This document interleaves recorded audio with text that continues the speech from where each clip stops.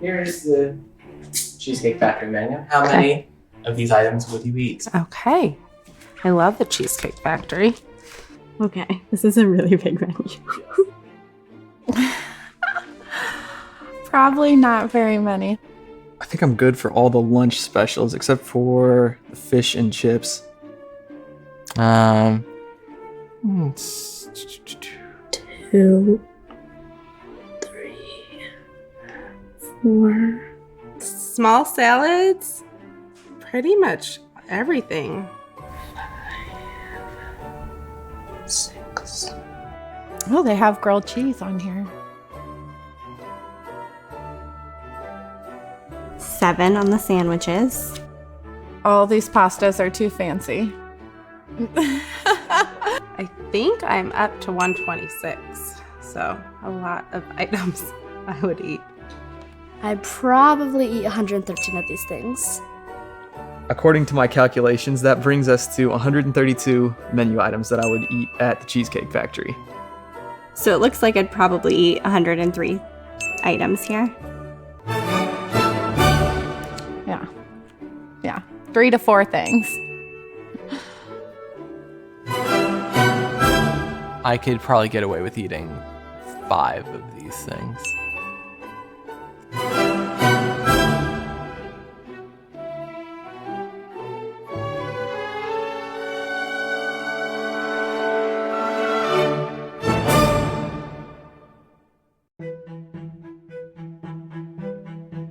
We thank you for joining us for this episode of Holly's Healthy Helpings. This week, we are brought to you by MailCat. Let the MailCat organize your emails. No mouse needed. On this week's episode, we have Eric Pascarelli, who's going to tell us about his discovery and how he ate his first vegetable at the age of 30. Thanks for having me, Holly. So I'm curious, how many items off of the Cheesecake Factory menu do you think you're able to eat? Well, I looked at the menu before you arrived, and I can eat 112 things. Not too shabby. Yeah, for me, being able to eat 5 things off of a menu is actually like a very good thing. For most people, they'd be like, oh, that's a bad restaurant. But for me, it's like, that's actually a delicious restaurant, because usually I can only find like 2 things, but here 5 is like very high for me at a restaurant. So I actually enjoy going there because of all of the possibilities I have. So only 5. So what are you? Are you vegan, gluten-free? Actually, no, I am none of those things. For years, I just thought I was like a very picky eater, but as it turns out, I'm not just that. It's a little more complicated, and I'll get to that. That's so intriguing to me. So do you eat like bacon? No. What about grilled chicken? No. An apple? No. Mashed potatoes? No. Soda? No. The carbonation bothers my tongue. Well, have you ever tried them? Not really. Some of those things I've maybe tried, but for the most part, I have not tried any of those. Then how do you know that you won't like them? So that is a very common question that a lot of people like me get. For years, like when I try a new texture, usually I kind of gag. And after having that experience so many times, it's kind of made me adverse to wanting to try a lot of foods. And so basically I have like a few safe foods, and I'm just happy sticking to those. And at this point, I'm just like not interested in really trying many other things. So what do you eat every day? Well, for breakfast, it is usually going to either be like a donut, cereal, a pancake, or a waffle with no syrup though. For lunch, I might have popcorn or a peanut butter sandwich. And for dinner, it's always a rotation of these 3 foods, which would be cheese pizza, which is my favorite, a beef hot dog, or a hamburger, no cheese, just ketchup only, with some French fries. It's always a rotation. So sometimes if I have like cheese pizza for lunch, then it's like, uh-oh, that means my dinner has to either be a hamburger or hot dog, basically. So that sounds pretty limited. How are you alive? Yeah, I get that a lot. But yeah, in college, I had to use a knife and fork together for the first time, and it was very alien-like to me. Sometimes I feel like Brandon Fraser in the movie Blast from the Past, where like I just came out from the underground after many years. I'm like, oh, what's a knife and fork? What's this food? Yeah, I just feel really blind and ignorant to a lot of basic things like that. So it took a while to get into the knife and fork. How is that possible? Yeah, there's nothing that I needed a knife and fork for. I think of forks sometimes. For instance, if I'm eating a chopped up hot dog, I think usually my mom cut up the hot dog for me already. So maybe I would just use the fork for that. But beyond that, I mean, ice cream, you use a spoon. Yeah, nothing else required both that. So yeah, I didn't really have experience with such a sharp object as a knife until college, really. Yeah. Did anyone seem to find that odd?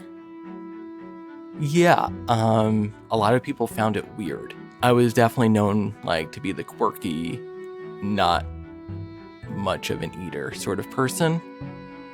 And then one day I was at my internship in my early 20s, and it was a big news story where like they found this super picky eater, and it started like kind of going viral. And I remember sitting at my computer reading this article about this guy who just loves eating French fries, grilled cheese sandwiches, which I don't eat, but they just kind of eat the same foods every day. And they formed this website called pickyeatingadults.com.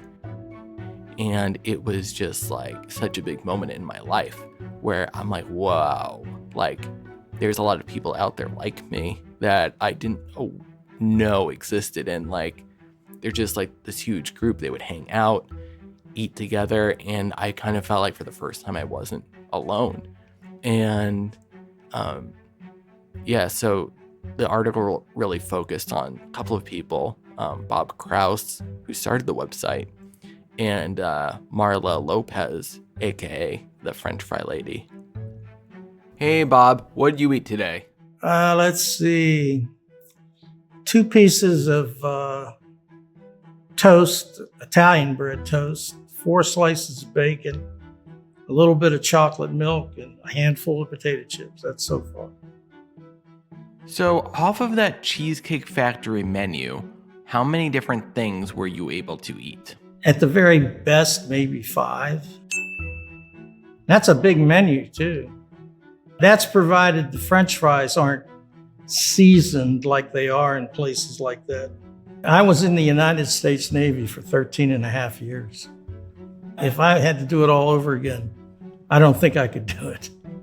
I don't know how I did it. When I got out of high school, I was just turned 19 and the Vietnam War was at its peak, and I was right in line to get drafted. And I wanted to go to technical school, and I wanted to stay out of foxholes in Vietnam.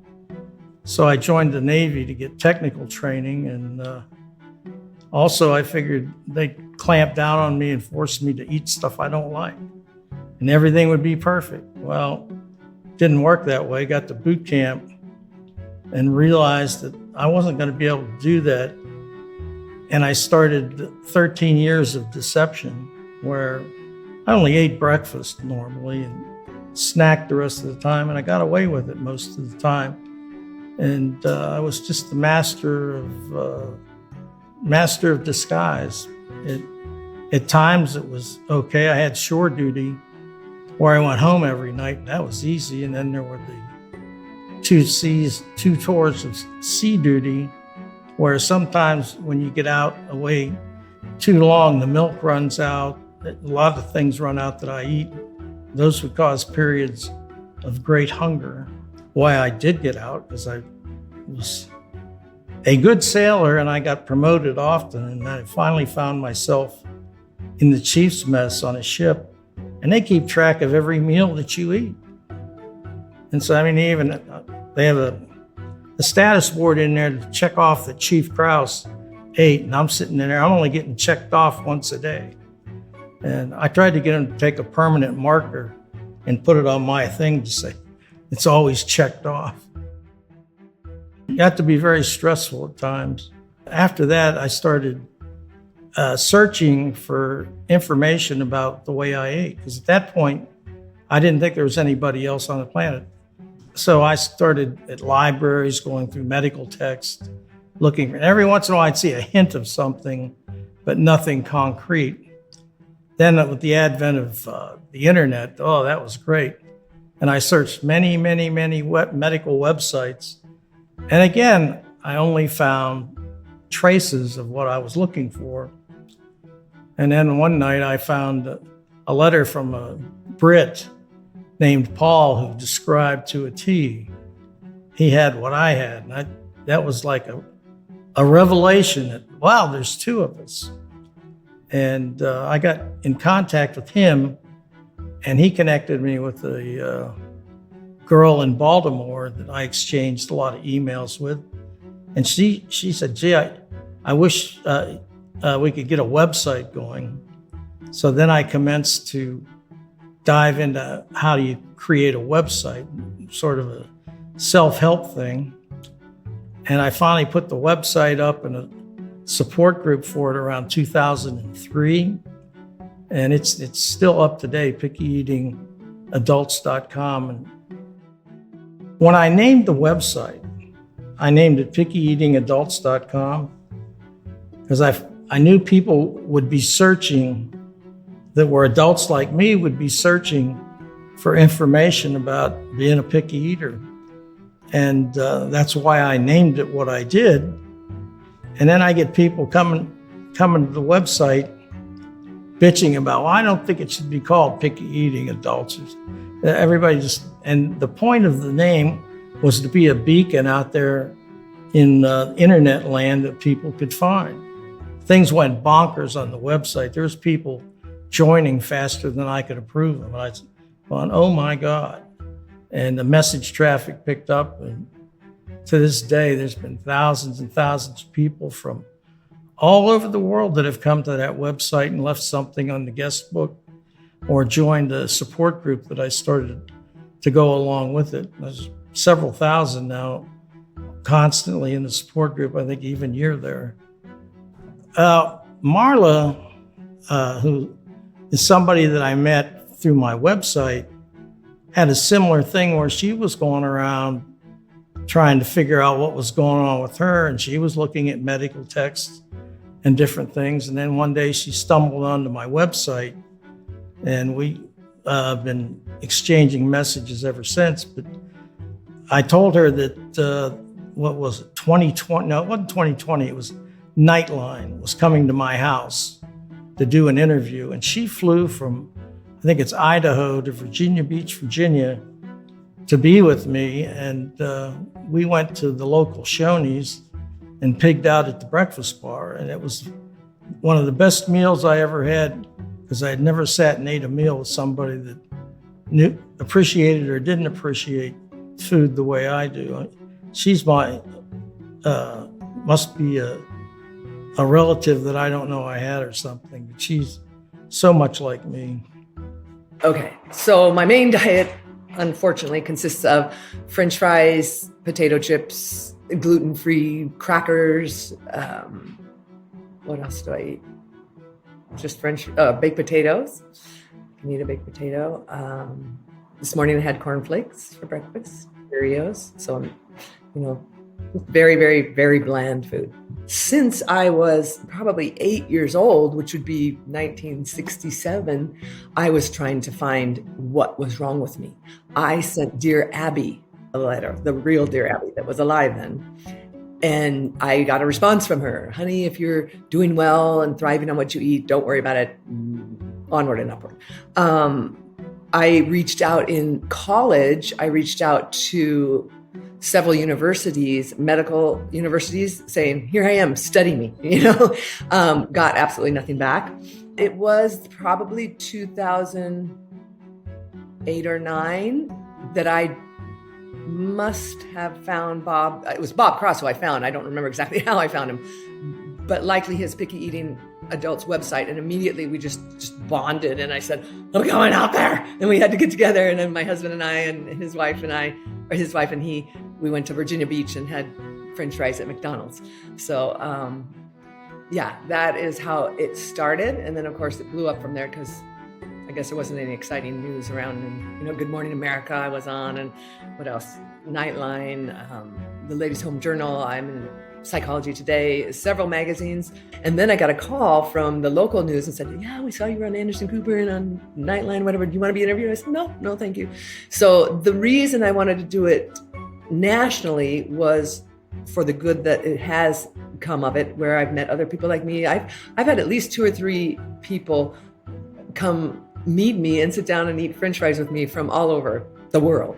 And then the younger people, that the parents will call and reach out, and I can talk to them about it and let them know that their son will live. People always say to me, oh, you're just missing out on life. I'm not missing out on life. I've had the most wonderful life, and I still enjoy going out to dinner with other people for the atmosphere, for the company. And my French fries are from a new restaurant, and they're good to me. So I don't see what I'm missing out on. Certainly, yeah, I'm missing out on something, but that's like saying to a person in a wheelchair, oh man, you don't know what it's like to ski. You're missing out. Whatever. I feel like I know someone just like you. Whenever we go out, all she gets to eat is the bread and the French fries. We always just found it kind of funny. So that is actually a reason why I'm trying to get out there and raise awareness about this, because so many times people have come up to me and they're like, oh, I know someone like you, huh? And all this stuff. And I'm just thinking, like, there's so many other people like me who don't know that there's a lot of us out there. And in fact, my friend Steven in San Diego, he kind of said the same thing. He found out I was trying to raise awareness for him. And he was like, wow, my friend Kayla, she's just like you. She's very picky. Maybe you should talk to her. Is it known among a lot of people that you know that you are very picky with what you eat? Yeah, pretty much everybody in my family and my friends know I'm a picky eater. I've always just it's always been like part of my personality that I just tend to tell everybody. So you've never really tried to hide it? No, it's just I feel like I've never been able to really hide it. It's just always been just part of me every time like I go out to a restaurant or like at some sort of social function. I feel like I've never been able to really hide it, so I just offer that up, willingly as information. It's just always been a sensory thing with me, and I honestly can't tell you like when it started. Ever since I was a kid, though, I've always just had issues with food, and the texture, sight, smell, taste. If I don't like it, I just physically can't eat it. When I mentioned, I was kind of like, oh, there's this person making a documentary about picky eaters, and I was just telling a few people. So many people had stories of their daughter or their niece or whoever, like, oh, they only eat, like 2 foods maybe. So I think there's just so many people out there like this. I don't know anyone personally, but it's just like anytime you mention like I'm a picky eater or like something, everybody has a story of someone they know that maybe only eats a couple foods. It's just really put off by, a lot of different things. Do you hate Thanksgiving? It's a challenge. It's just, yeah. My family, thankfully, like I have it with my family, so they know what I like and what I don't like. But for example, this year was the first time I was alone, and I got invited by a few coworkers to come join them, and I was like, oh, that's really nice. But I was just like, I don't know if there's anything I'm gonna be able to eat. I don't want to assume and, show up and then be rude and be like, oh, just, I'll have a glass of water for dinner kind of thing. It's always been tricky. Carrots. No. Salad? No. Steak? No. I think if it was acceptable to put ketchup on steak, then I think I would eat it, like make it as hamburger-like as possible. But no, it doesn't interest me much. Okay. So go on. After you were made aware of adult picky eaters, what happened next? Well, a number of years passed, and I knew that there was that community out there, but I didn't really think too much about it anymore because there wasn't like a name to it or anything else. It was just like, oh, a bunch of picky eaters are out there, which was nice. But it wasn't until I was like 30 and I went to do my physical at the doctor, and I kind of ran it by him, like my eating habits. And he was like, I think you should check out this one local place. It's technically like an eating disorder place, but just like, maybe just ask them if they've heard about this before. Wow, so an eating disorder. Yeah, that kind of was interesting to me to hear at first. And so I went home, I started kind of like Googling and looking into it a little bit more because I hadn't looked into it for like 10 years. And when I started looking into it, there was something called ARFID, ARFID, and it sounded just like me. Yeah, it was, I never heard of it before, but when I read the description of ARFID, I was like, that sounds just like me. So ARFID, what is it? ARFID stands for Avoidant Restrictive Food Intake Disorder. So it's kind of a mouthful, long acronym. But what it really means is that it's a feeding or eating disorder that characterizes people who really struggle to get enough food, whether it be in terms of enough volume of food or enough variety of food. And it's different from other eating disorders that you might know more about, like anorexia nervosa or bulimia nervosa, because people with ARFID don't tend to worry very much about their shape and weight or body image. And instead, they'll restrict their eating for other reasons, like sensory sensitivity to characteristics of food, a fear of something bad happening if they eat, or a lack of interest in food or eating. I'm Dr. Jenny Thomas. I'm the co-director of the Eating Disorders Clinical and Research Program at Mass General Hospital in Boston, and I'm also an associate professor of psychiatry at Harvard Medical School. And I work with and co-lead a multidisciplinary team that investigates the assessment, neurobiology, and treatment of avoidant restrictive food intake disorder, or ARFID. And our team includes psychologists, psychiatrists, neuroendocrinologists, neuroscientists, and more to really try to look at this disorder from all angles to figure out what causes it and maintains it so that we can try to develop novel treatments to help people. I got interested in specializing in ARFID because I treated other eating disorders for quite some time. So I worked with many people with anorexia nervosa, bulimia nervosa, and binge eating disorder, which I still do. But I started to see some patients who came to me having difficulty with their eating, being at a very low weight, or having a very limited diet. And when I would give them the usual interviews and self-report questionnaires that we would give to folks with other eating disorders, these new patients would score very low on those, and it wasn't entirely clear to me what was the barrier, like what was getting in the way of them eating enough food. So I started to ask them more questions to try to figure out what was going on, and some of the answers they gave me I thought were really interesting and not things that we'd studied a lot in the field. So, for example, people would say, oh, Dr. Thomas, it's not that I am worried about getting fat. In fact, I know that I'm underweight. It's just that I don't get hungry and I feel like eating is a chore.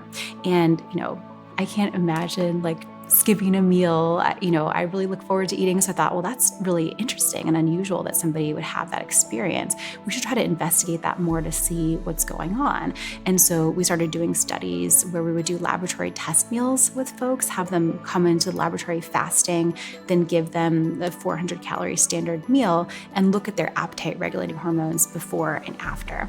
And one of the most interesting things that we recently found is that folks with ARFID who come into the laboratory in a fasting state actually already have very high levels of cholecystokinin, or CCK for short, which is a satiety hormone. So even though they are at a calorie deficit, they're fasting, they haven't eaten all night, when you compare them to people who don't have ARFID, so healthy controls, they are very high on this hormone, which is consistent with a lot of the patient's subjective reports that they don't feel hungry or they don't feel motivated to eat, even when they haven't eaten for a while and food is right there in front of them. ARFID is a pretty heterogeneous disorder, and it really can include 3 different clinical phenotypes or presentations.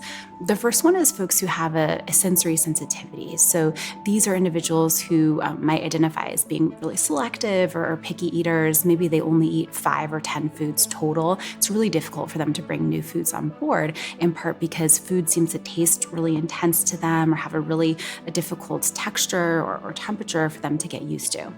Then we have another phenotype called fear of aversive consequences.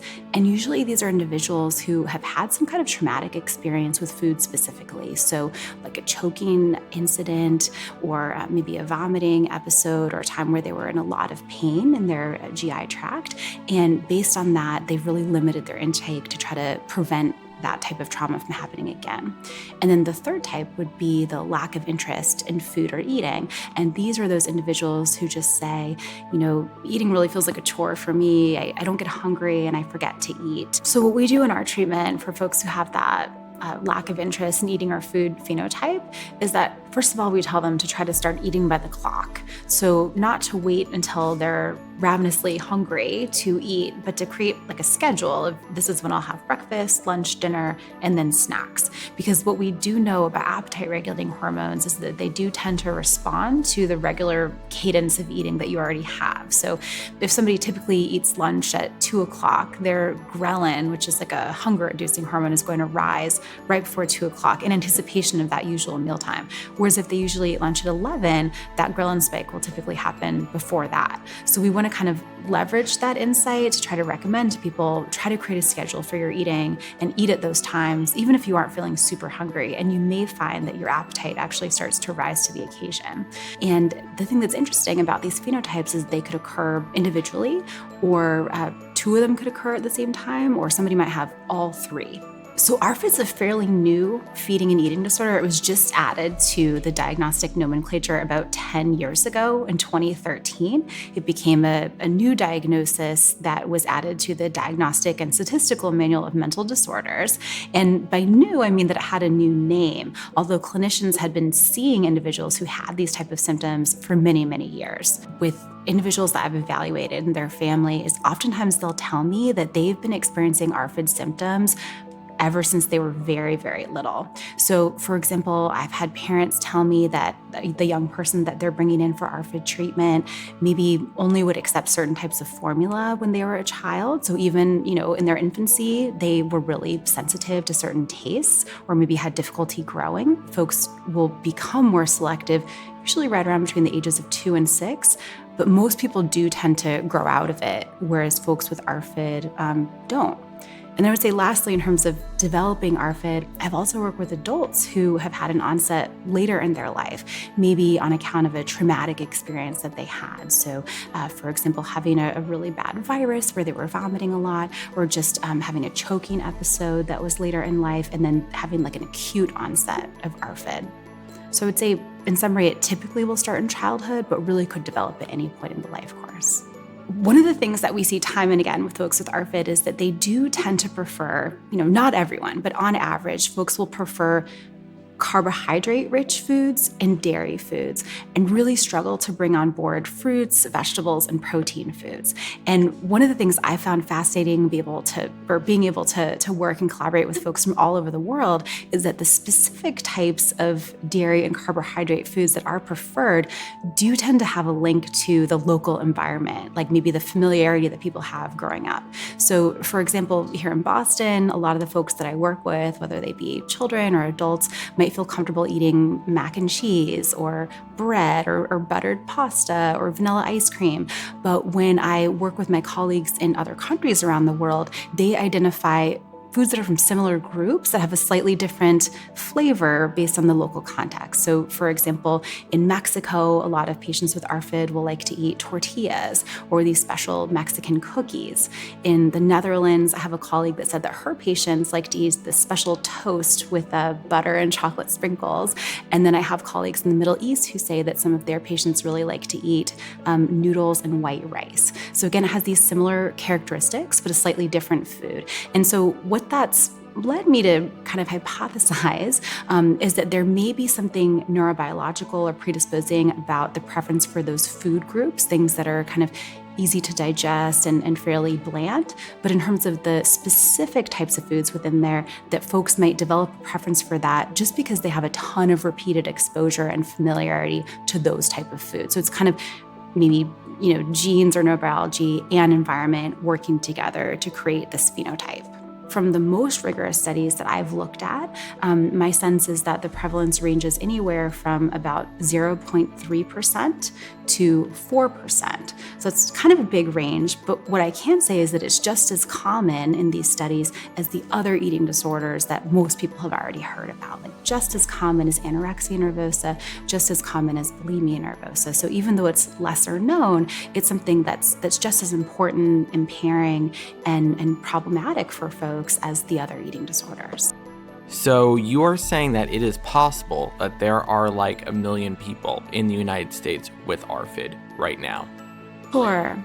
Yeah, and just kind of by way of example, when I was first applying for funding to do research on ARFID to the National Institute of Mental Health, one of the questions they asked me is whether there would be enough people with the disorder to actually collect a sample to do neuroimaging.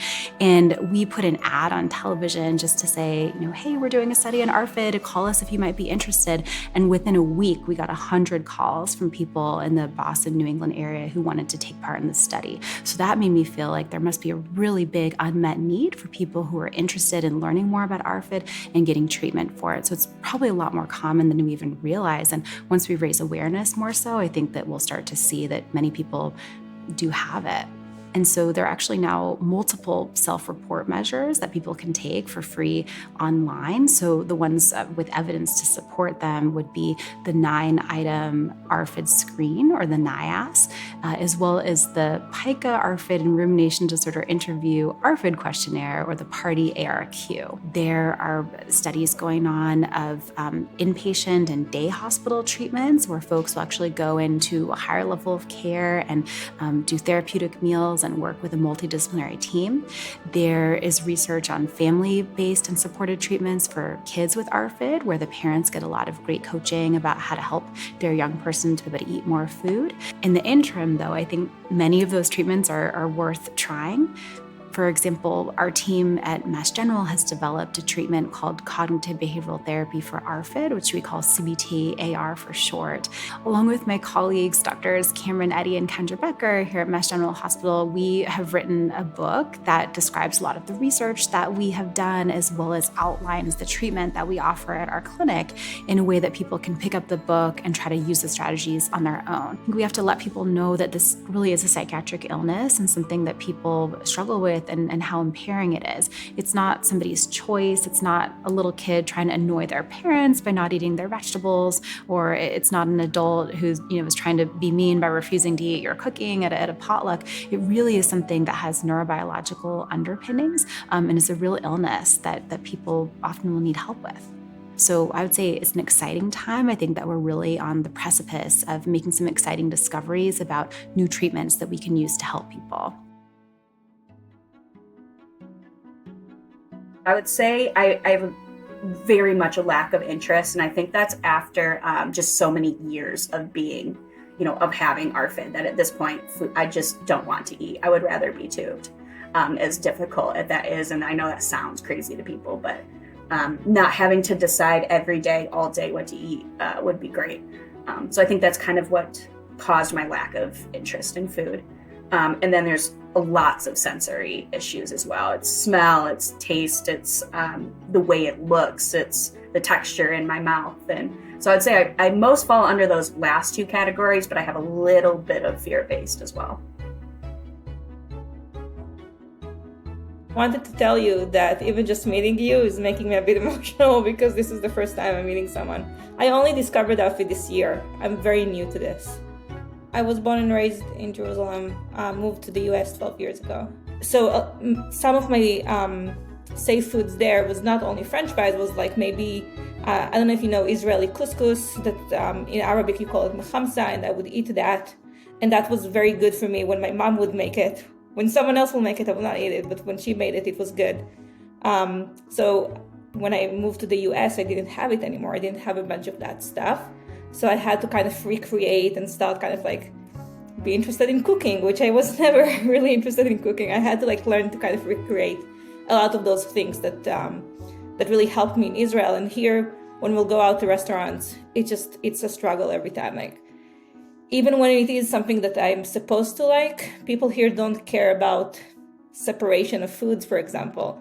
They would give you something with something else next to it, and then I'm done. I cannot eat it anymore. So it just became very, very different in that sense. The Duke Center for Eating Disorders actually put together this neat little cartoon about the possible origins of ARFID and where it came from in the first place. Once upon a time, there was a group of people that liked every type of food.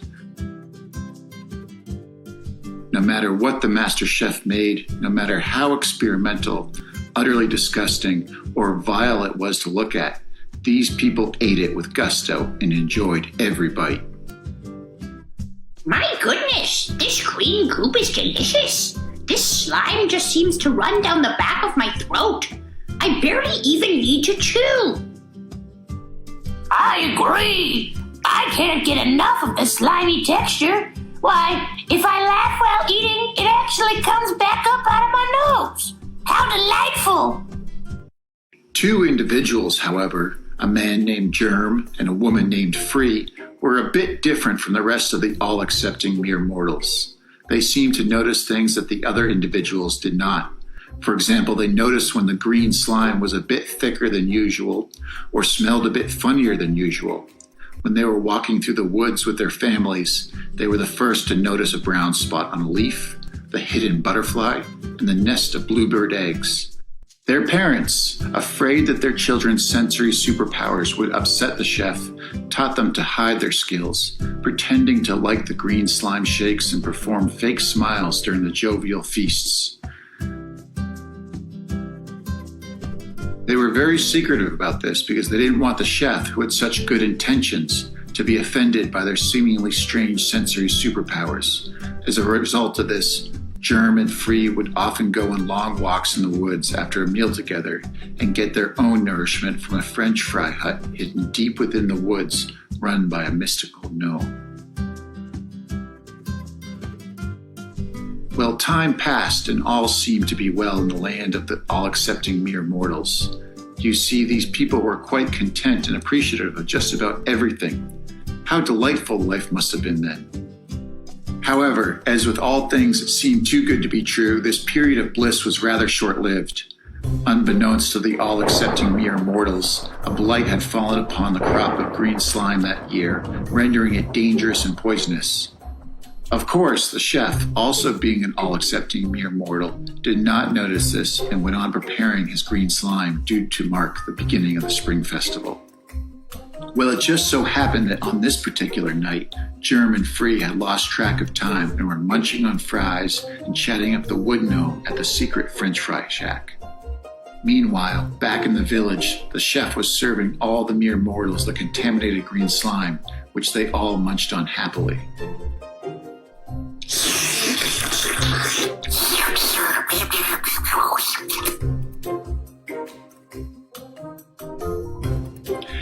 When Germ and Free finally returned to the village, they were shocked at what they saw. All the villagers were unconscious all around the dinner table from eating the contaminated stew. Germ and Free quickly used their sensory superpowers to try to investigate what could have happened. In moments, they smelled the contaminated stew. They summoned the mystical gnome who sprinkled all the villagers with magic dust that made them puke out all the contaminated stew. When the villagers finally regained consciousness, Germ and Free decided it was time to tell them their story. The mere mortals, including the chef, were so thankful for their sensory superpowers that they set up a training school where Germ and Free could further sharpen their senses of vision, taste, smell, and texture. Of course, by this time, Germ and Free had spent so much time together that they had fallen in love and decided to get married. Wow, I had no idea that this would be recognized as an eating disorder. Right, I had no idea it would be either. Because you kind of just think of anorexia or bulimia as the eating disorders, and I never heard of this one before. But at the same time, it was very validating because it's like, wow, I have no control being this way. I would choose not to be this way if I could. It's not very fun. So it was just nice to hear that, like, hey, this is a disorder you have. So did you end up going to an eating disorder place? Yes, I actually did eventually try that out. And I went to this place. It's kind of like for children. And I was, I think, the first adult they ever saw there. It was like one of those things where it wasn't like so serious where I needed to go to a facility. Like, I'm fine. Like, my health is fine and everything's good. But it would just be nice if I can just like gently try to expand my foods. And so they agreed to see me. And I was the first adult there ever. And that was kind of like a pioneer there. And so basically my goal was to be able to eat salad, or be able to eat salad if need be, or pasta if need be. Like, I want to know that if I'm at a wedding or stranded on an island full of just pasta, that I know it's a lot of people's like fantasies, like an island of pasta, but like, I want to know that I can get by eating that, because I had issues with noodles, with mac and cheese, like with gagging, and I was worried about that. But I like pizza a lot and marinara sauce, so I was like, okay, maybe I can get by. So eventually, like once a week for like 6 weeks or so, I sat down with a therapist, and she would like make me like a plate of like just very basic foods to help us slowly get to that goal. And to my surprise, I never gagged once. And I tried quite a few foods I never tried before. Salad was okay. I kind of found out that a lot of people don't like salad, that they kind of mainly just like put a bunch of dressing on it, and I'm kind of like, well, what's the point of this whole charade of salad? I don't get it. But if need be, I can probably get by with like some Italian vinaigrette on it, but I just don't see myself ever eating it again. And I tried it several times outside of that facility too, and it's whatever. But pasta, we tried a number of different noodles, and I was like, you know what, I can do this with marinara sauce. I'm Chrissy Miller. I'm a speech-language pathologist. I've been practicing for 18 years and specialize in feeding and swallowing disorders across the age span, so neonatal, infants, into elderly. Often I've seen kids who will eat maybe one protein, so say chicken nuggets, and a bunch of carbs, but that's it. So no fruits, no vegetables, pretty restrictive in where they'll eat, what they'll eat out of, limits them at school and with friends. It can be pretty debilitating for the child. In my practice, the first session is an evaluation, and so we do a pretty thorough case history in terms of past medical issues, any medications the kids are taking, any diagnoses that have been present. All of those things can contribute to reasons why somebody might be selective in their eating, and we need to make sure about that.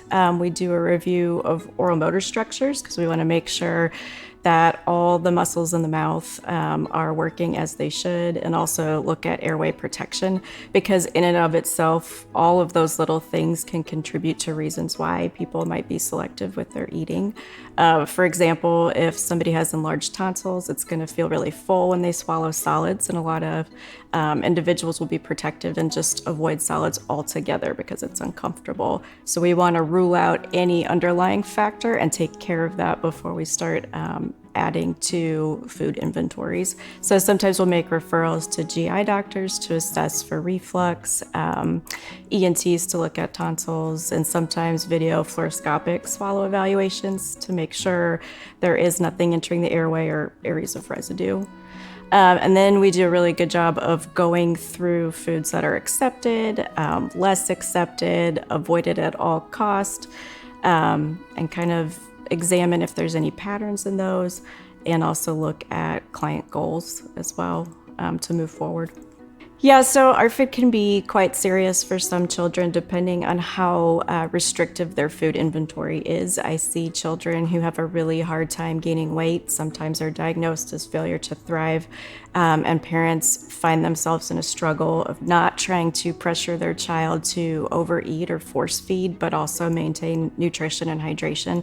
I've seen some kids who will take one food, and if we try to alter it a little bit, they will drop that food out completely, and then we're in a situation where parents feel forced to either force feed or look into a feeding tube or things like that to maintain basic nutrition. So in that respect, it can be pretty significant. So there are individuals who've gone through treatment for ARFID in my practice who have been able to expand from, say, only eating carbs to being able to tolerate 2 or 3 vegetables, 2 or 3 fruits, at a protein source, and really feel like they have under their belt a few select foods that they can eat at a restaurant or at a friend's house or in the cafeteria. And to them, that's pretty empowering. And to me, you know, if we can make social gatherings a little less stressful, then I would call that a win. So I often see, though, people with ARFID in my practice have not been able to just be comfortable eating every single thing, but have been able to broaden and expand some of the things that they're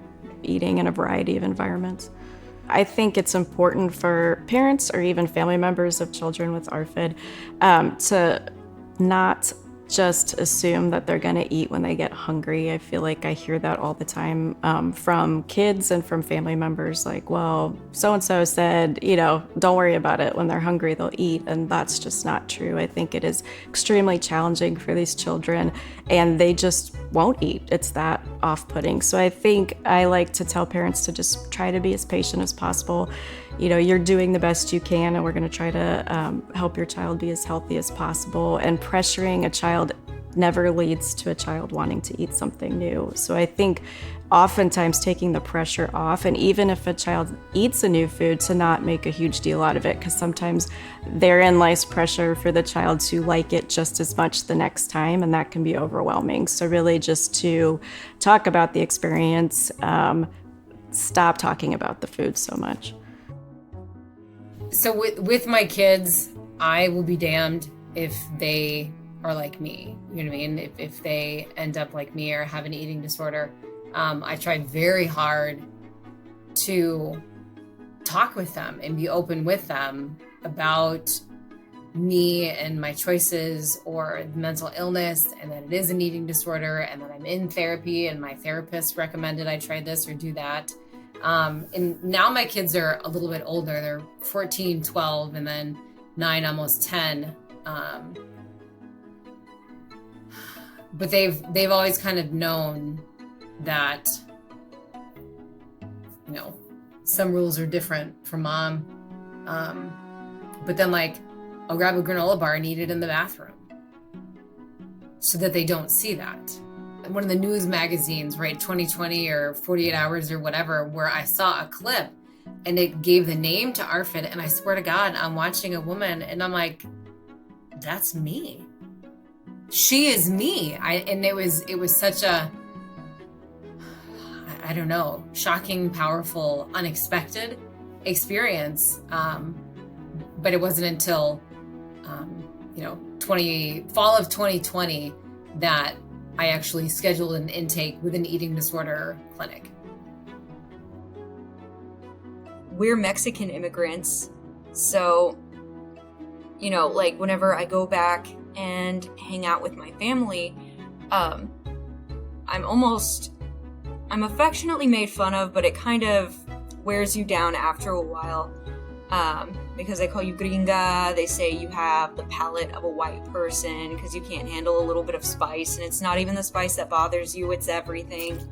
But there's no way to convey that to everyone else. And it's also difficult because, you know, while you're expected to enjoy and uphold and continue making those foods and recipes, you're kind of shut down.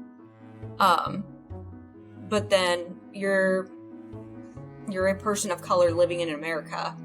So people are always going to see that skin color. They're always going to see your last name. So you're always going to be seen as that person, but then that authenticity, that validity is questioned whenever they see you order a plain plate of pasta, whenever they see you ask for everything plain and off to the side and whatnot. Just, are you really Mexican? I hate it. So after you found out about ARFID, how did that change things for you? Well, that made a big difference for me. Once there was like a name to it, and once I found out, okay, I have ARFID, I was able to kind of try and do something about it. So I had been really wanting to eat a vegetable, because I just didn't have vegetables in my diet. And I would love to be able to eat a blueberry. And I just couldn't do it. And so that's when the possibility of like trying a smoothie came into play, because I like chocolate milk a lot. And so that's when I kind of started messing around with trying to make a smoothie with vegetables and fruit with chocolate milk. But yeah, without ever finding out about ARFID, I don't think I would have like taken that next step to do something about it. So you had never had a vegetable before this? No. How are you still alive? I told you I get that quite a bit. So the smoothie is basically a cup of chocolate milk, or if you are avoiding dairy, you can try oat chocolate milk. And then I put in baby spinach, because the spinach blends up very well and you don't taste it or notice it at all. That's my one vegetable. And then I put in like a handful of sliced strawberries, because I like the taste of strawberries, like the flavor, but I can't eat a strawberry. So I put in some sliced strawberries that are frozen, and then the rest is wild blueberries, which are frozen. Wild blueberries are really small, and for some reason that attracts me more than like a normal blueberry. So I like those quite a bit. And then I'll do a tablespoon of either flax seeds or chia seeds. And the tricky aspect though is, for me and maybe others out there, it needs to be like blended up so much. So that way it's basically like drinking the consistency of milk, And so it is in that blender for a very long time, and it's very loud. So I do warn anyone trying this at home. Yeah, it's like for me 5 minutes of blending, very loud sounds, and sometimes you have to shake it up. And it's a process, but like I've been doing it consistently now for a number of years, 2 or 3 times a week. So yeah, it's just a part of my diet now, and now that is kind of what I do for lunches a lot of times. So how did you go about finding others like you? Well, really, with social media, if you just type in ARFID on any of the platforms, you're going to find quite a few people. Like, there are so many thousands of people in these groups with ARFID. So have you been able to find anyone with ARFID in Indiana? So locally in Indiana, it's difficult. However, in one of the ARFID social media groups, I did find Cassie from Indiana, and we met and chatted. And it was like the first time she had ever talked to anyone in person with ARFID. And I think it was my first time that I had actually met someone and talked to someone with ARFID too. Yeah, I mean, I would say I've definitely always been a picky eater. I can remember being little, my parents were very much like, finish your plate. And so I would be at the table for 2 and 3 hours, sometimes trying to choke down one little chicken breast. So I've always been a picky eater. And somewhere along the lines, I was allowed to get away with that. I didn't have anyone really encouraging me to explore foods or even think about why I didn't want to eat the foods. And so I got away with it for a really long time. I think a lot of things could have caused my ARFID, and it's still hard for me to be able to pinpoint those exactly. I would say trauma and lack of control in my life may have helped propel some of that in a way. I lost a lot of family when I was young, and after that I I was just kind of on my own. I wasn't forced into trying new things or being encouraged into anything. And so I gained a real commitment to the things that I knew were easy and accessible and the same, gonna stay consistent, and I just crossed everything else off, and it definitely became kind of scary. And then I had the opportunity to just forget it all, just not eat, and I don't have to deal with any of it, and that was an option as well. And so it's hard to break old habits. Maybe it's a habit, or maybe it's just the way I've always been. I'm not sure. For breakfast, I really don't eat anything. I try to avoid breakfast entirely. I'm very much how it says avoidant, restrictive food intake disorder. I'm very much avoidant and restrictive. If I can avoid, A1. If I can restrict, that's always the second option. So just completely avoid breakfast entirely. Lunch, I eat a very elementary diet, if you will. So it's a lot of pizzas, peanut butter and jelly, frozen pizza, really basic, pizza rolls, ham sandwich, maybe, if there's nothing left, I might, or again, if I can just avoid it entirely, that's always best for me as well. And then dinner's a little harder. I'm in a 5-person family with the 3 children, and so we try to make sure there's a good variety there, make sure the children aren't being influenced poorly. But most of our dinners consist of hamburger, chicken, or if I'm branching out, maybe smoked sausage. And so that, but everything has hamburger or chicken. We're not doing any crazy meats out here because that seems to be one of my bigger issues. I didn't notice it until I got into my 20s, mid-20s, and then I start to notice that going out to dinner with friends becomes a lot harder, when everyone knows that they've got to accommodate Cassie's wants and needs. Cassie doesn't like this and doesn't like that. And so it makes it harder. I don't think that it's affected me socially, but I'm sure that if I had a different outlook towards eating, then potentially, maybe you are invited out to eat at the restaurant more often or anything. So I still go out to eat with my friends, and for the most part, no one says anything because they just kind of know I don't like it, I don't want it, whatever. But I think that there would probably be more occasions around food if it wasn't known that I was just so picky. I felt like I could finally start working on a project that I didn't know how to start. It's kind of a weird thing. When I found out about ARFID and that this was a real thing, I felt like, oh my God, I can sleep tonight. And when I get up tomorrow, I can start working hard, and I've got a lot of work to do and I've got a big job to do. So I wouldn't necessarily say that I was relieved, but it was more of I freaking knew it. It was I knew it. Now what am I going to do about it? And so it was good. It was good overall, good feeling. And I've done a lot better within the last couple of years. I'm not going to lie. Yeah. Discovering ARFID was the thing helped push me forward for sure. I've always hated Thanksgiving. My thoughts on Thanksgiving are, why do we have to do this? Honestly. I would want to tell people with ARFID to not let it stop you from progressing forward in life. My first date with my husband was at a restaurant and it went horribly. But overall, the food portion went horribly, but the date overall went very, very well. And we're still married 13 years later. And had I not gone because of my fear of my ARFID, I wouldn't have the life I have today, which is very nice. And so I'm glad that I didn't let my fear of having ARFID hold me back from still doing the things I wanted to do in my life. Through that same social media group, I actually found someone who I knew because they married a friend of mine. And out of nowhere, I just saw her post in this group.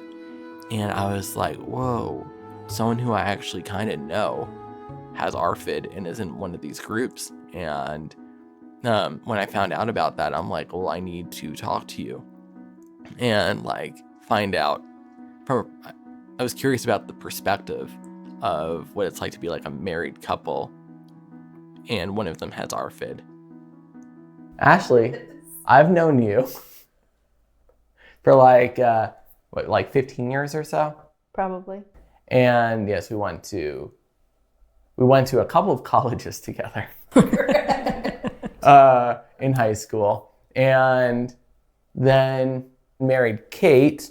Yes. I noticed Kate was part of like the same like ARFID group, Yeah, sort of mine. as me. Yes. On Facebook. And I was like, whoa, this is really weird. Because I've never met anyone with ARFID in person. Yeah, I was shook when you contacted me because I thought I was sort of anonymously participating in this group. No. Not at all.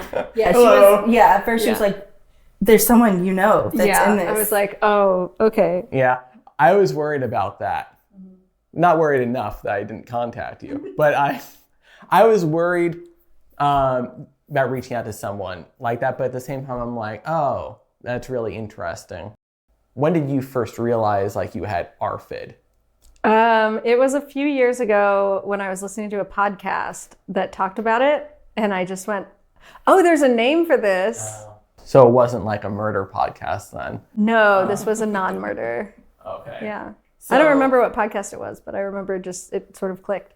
So, yeah, I've been noticing a lot of people have just realized they had ARFID like the past 2 or 3 years, which is interesting. But yet we've been this way like our whole lives. Right. So you've been picky like your whole life, you feel? Yep. What is like your favorite food your main food that you kind of go to? Pizza, cheese pizza. How often do you eat cheese pizza? I try not to eat it as often as I used to, but several times a week. Yeah. When you two met, how long did it take for you to find out about her picky eating? Probably a while. If I would come over, she'd just be like, let's order pizza. And I was like, okay, this girl just likes pizza, like whatever. And then it would be like, let's have spaghetti and red sauce. Okay. With no chunks in it. That's just what we always ate. So I was like, okay. I just still didn't think anything of it because it's not like I was having every meal with her. It was getting suspicious, though. So I don't know. Maybe like a year? You think it did not take a year. Really? No, it probably took her 3 months, maybe. Just then realizing like, okay, she doesn't really eat much. Like this goes beyond just normal picky. Right.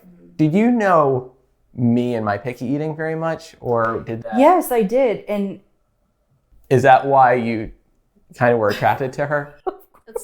Yeah, she tells me that all the time. time. The only reason, that's like the main attraction. Yeah, there's like something about Eric. When I'm eating, she's like, this is very Eric. Yes.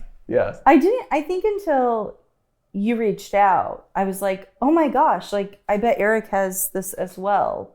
It just made a lot of sense because I know you didn't eat a lot of things.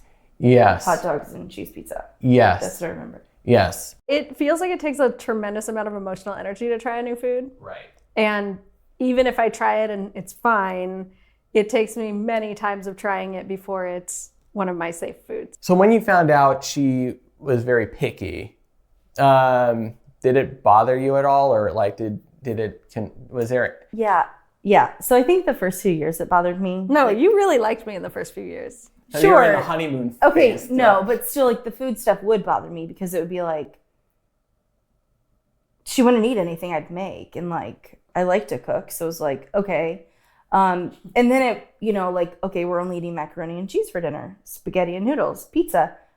My body can't handle that. Like I can't eat like that. Yep. She can, and so I think at first it bothered me, but now it's not a big deal. Like sometimes I'll just be like, honey, I'm making myself dinner. Like you're on your own. Well, and it does affect our relationship because it means we usually eat dinner separately, which is sad. Right. And then also like I love all the types of food except, like I won't eat snails or like. Yeah, you have like a normal number of things. Yeah. But so we can't go to certain restaurants even. Like we were just on vacation in Austin. And there was this restaurant I wanted to try, and it was like, this is too fancy for Kate. So yeah, it was like a really nice restaurant, so it would be a total waste for me to go. Professionally, has it affected you very much? Yeah, it's super humiliating, especially in two contexts. One is a professional meal, like at an event or something, I've more or less learned enough worker. Like, we'll do this thing where she'll eat her salad and then we'll semi-discreetly switch plates so it looks like I've eaten my salad, because I don't want to answer the questions about, don't I like my salad? So yeah, that's terrible. What tips, Mike, do you have for anybody? Because there's a lot of people who have ARFID, I think, who are in a relationship and they don't quite understand it. Cover for me. I don't think I've ever told you this. One of the things that made me think I could marry this woman is that she will switch salad plates with me in a restaurant so that it looks like I ate a salad. And that is meaningful to me. So cover for me. Also, I don't mind being teased about being a picky eater if it's just in front of people that I know really well. But, if there are other people that I don't know very well, I don't like to be teased about it. Yeah, like if we go out and someone, like the salad plate thing, someone like the waiter or the waitress might say like, eat your salad, it's healthy for you. And it's like, I don't owe you an explanation of why she's not eating her salad. To be normally like, it's like, oh, didn't you like your salad? I'm like, no, I've never liked a salad. I never will like a salad. Yeah. The biggest shock to me so far is I talked to someone named Amy in Chicago who actually eats more cheese pizza than I do. If I'm being honest, I eat cheese pizza every single day. There are days that I don't, if it works out that way. But I would say on average, I eat it every day, which is not typical of an adult. Not typical, or it's a little embarrassing, I guess, is what I would say. If I was less solid in who I was, I think this could be a really severely life-altering disorder. I think this could impact your social life tremendously. I really never let it dictate social life for me, but I think there are people who could easily say, I'm not going to go to that wedding. I'm not going to go to that party. I'm not going to go to that dinner. I'm not going to go. And really, that closes your life in, because eventually you stop getting invited. Eventually your circles get smaller. And I think that could easily happen. And so I guess maybe that's something I would say, is that just be really aware not to let other people's opinions or other people's perspectives, or your fear of other people's opinions or perspectives, not to let that really change the course of the things that you want to do for you. I had to attend board meetings. I had to attend board luncheons, board dinners, very awkward. I would lose sleep at night the night before. I didn't know what they were going to be serving. Actually, in today's day and age, it got a little easier because everybody is a little bit picky. So even the board members would say, I want this and I don't want it that, because they were big deals, right? So they demanded and asked for whatever they felt like asking for. So professionally, it was luncheons, board meetings, even senior level meetings. We'd have all field trips. So, but I still moved up. It didn't affect me. It didn't hurt me. It was just more awkward, and probably more awkward for me internally. And I would like people to know I made it through business. I grew up through the ranks. I retired an executive, and it worked. I made it work. So you can do it. You can do it. Don't let it restrict your friends, and don't let it restrict your business world. So, have you been contacted to be on any of those picky eater shows or anything like that? No, actually. However, a lot of us have been on these shows over the years. I haven't had the pleasure yet. However, someone who I know was on one of these freaky eater sort of shows, and she wrote out to me her experience that maybe I'll let you read instead of me. But we did change the name, so the doctor involved, I just called him Dr. Doe, like a Jane Doe. Give it a read. Dr. Doe came up with the idea of having me get into a trough of oil with cold frozen French fries floating in it. The show got a literal metal trough put it in the front yard of the house where we were filming. I was asked to wear clothes that I could get, quote, messed up. Then they took me out the front yard and asked me to get into the trough. It was bizarre and completely ineffective. I don't think it takes any amount of intelligence to know that this would not produce any other reaction besides humiliation. The objective of this was to create a negative association with French fries, to give me an unpleasant memory associated with fries in hopes that I would start to have a negative response whenever I saw fries. Obviously, that didn't work, nor would it ever work. In my opinion, it was a tactic of sensationalism for the show, and not the actual practice of medicine. I always hoped to see Dr. Dill again, so I could ask him how he could follow through with such a thing without feeling a deep sense of professional embarrassment and mortification. So to put it in another perspective, if Chef Gordon Ramsay came down here, famous television chef, comes over here and says, Eric, in his accent, I've made the best meal I've ever made in my life. Try it. 99 out of 100 people would be so excited, I think, for that. Whereas me, I would be like, Gordon, get out of my face. Not today. It's tricky, because so many people just view food and things like that completely different than people with ARFID. And I want them to understand that. Well, Eric, we appreciate having you come on the podcast this week. Do you have any final parting words for our audience? I think if you have someone who has ARFID, just be understanding. Don't force any of us to try a new food, that doesn't interest us. If you're going to hang out with us, maybe let us know about the menu or be flexible about where you're going to eat, when you do eat with us. So that way we can actually hang out still. So just be understanding and know we don't choose to be this way. Great message. Thanks again for coming on the show tonight, and have a safe night, all of my Holly hooligans. Hey, Eric, really, thanks for being on today. I think this is such an amazing idea. And stick around. The building caters upstairs on Tuesdays, and I know you may not like a lot of it, but they got all sorts of goodies, like a salad bar, chicken Caesar wraps, Cobb salad, ham and Swiss sandwiches, Italian sandwiches, barbecue chips. Oh, sometimes they even have ravioli, grilled chicken, steak, baked potatoes. I hope they have good desserts too. Oh, they had Twizzlers last time, cheesecake, cobbler.